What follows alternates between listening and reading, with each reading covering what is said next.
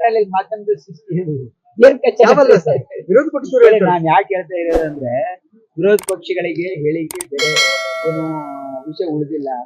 ಹಾಗಾಗಿ ಅವರು ಕ್ರಿಯಾಶೀಲವಾಗಿ ಒಂದು ವಿರೋಧ ಪಕ್ಷದ ಒಂದು ಕೆಲಸ ಮಾಡೋದ್ರಲ್ಲಿ ಅವ್ರು ವಿಫಲರಾಗಿದ್ದಾರೆ. ಅವರಲ್ಲೇ ಸಿಕ್ಕಾಪಟ್ಟಿ ಕಚ್ಚಾಟ ಇದೆ. ನಿಮ್ಗೆ ಗೊತ್ತಿದೆಯಲ್ಲ ಯಾವ ರೀತಿ ವಿಜಯನಗರದ ಬಗ್ಗೆ ಮತ್ತೆ ಅವರ ಪಕ್ಷದಲ್ಲಿ ಇರ್ತಕ್ಕಂಥ ಸಮಾಧಾನ ಅವ್ರವರಲ್ಲೇ ಬಹಳ ಕಚ್ಚಾಟ ಇದೆ. ನಮ್ಮ ಪಕ್ಷದಲ್ಲಿ ಏನ್ ಕಚ್ಚಾಟ ಇದೆ? ಅದು ಒಂದು ನಾವು ಆಕ್ಷನ್ ಪ್ಲಾನ್ ಮಾಡಕ್ ಹೇಳಿ ಅಂದ್ರೆ ಒಂದು ಪ್ರೊಜೆಕ್ಟ್ ರಿಪೋರ್ಟ್ ಮಾಡಕ್ ಹೇಳಿದ್ದೀನಿ ನಾನು. ಒಂದು ಎಸ್ಟಿಮೇಟ್ ರೆಡಿ ಮಾಡ್ತಾ ಇದ್ದಾರೆ ಅವರು. ಹಾಗಾಗಿ ನಮ್ಮ ಬಜೆಟ್ ನಲ್ಲಿ ಮಾನ್ಯ ಮುಖ್ಯಮಂತ್ರಿಗಳು ಘೋಷಣೆ ಮಾಡಿದ್ದಾರೆ.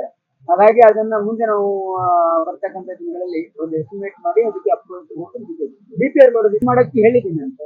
ಡಿಪಿಆರ್ ಮಾಡಿದ್ಮೇಲೆ ಅದನ್ನ ಕ್ಯಾಬಿನೆಟ್ ಪ್ರಪೋಸ್ ಮಾಡ್ತೀವಿ. ಕ್ಯಾಬಿನೆಟ್ ಅಪ್ರೂವ್ ಆದ್ರೆ ಈಗ ಪಕ್ಷದಲ್ಲಿ ಅವೆಲ್ಲ ಈಗ ಅದೇನ್ ಅಭಿವೃದ್ಧಿ ಮಾಡಿಲ್ಲ ಏನು. ಅಲ್ಲಿ ಏನೋ ಕೆಲವೊಂದು ರಿಪೋರ್ಟ್ ಮೇಲೆ ಪಕ್ಷ ಕೆಲವೊಂದು ತೀರ್ಮಾನಗಳನ್ನ ತೆಗೆದುಕೊಂಡಿದೆ.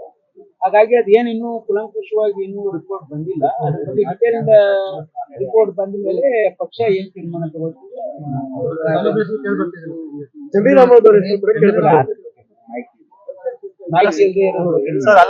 ಅವರು ಹೇಳಿದ್ದಾರೆ ಸರ್, ನೆಕ್ಸ್ಟ್ ಟಾರ್ಗೆಟ್ ನಾನೇ ಅಂತ ಅವರು ಹೇಳಿದ್ದಾರೆ. ಇಡೀ ಇಲ್ಲಿ ಯಾರು ಪಕ್ಷ ಯಾರನ್ನ ಟಾರ್ಗೆಟ್ ಮಾಡೋ ಅವಶ್ಯಕತೆ ಇಲ್ಲ ಅಂತ ನನ್ನ ಭಾವನೆ. ಹಾಗಾಗಿ ಇಲ್ಲಿ ಅದೇನ್ ನಡೆದಿದೆ ಅನ್ನೋದ್ರ ಬಗ್ಗೆ ಒಂದು ಪ್ರಿಲಿಮಿನರಿ ರಿಪೋರ್ಟ್ ಮೇಲೆ ಒಂದು ಕೆಲವೊಂದು ನಿರ್ಣಯಗಳನ್ನ ಪಕ್ಷದ ವರಿಷ್ಠರು ತೆಗೆದುಕೊಂಡಿದ್ದಾರೆ. ಅದ್ರ ಮುಂದೆ ಡಿಟೇಲ್ ರಿಪೋರ್ಟ್ ಬಂದ್ಮೇಲೆ ಏನೇನಾಗಿದೆ ಅಂತಕ್ಕಂಥದ್ದು ಅದನ್ನ ನೋಡ್ಬಿಟ್ಟು ಪಕ್ಷ ತೀರ್ಮಾನ. ಪಕ್ಷ ವಿರೋಧಿ ಚಟುವಟಿಕೆ ಪಾಠ ಅನ್ನುವಂಥದ್ದು ಮೆಸೇಜ್ ಸರ್. ಬಗ್ಗೆ ಮಾಹಿತಿ I am not appropriate person to answer that.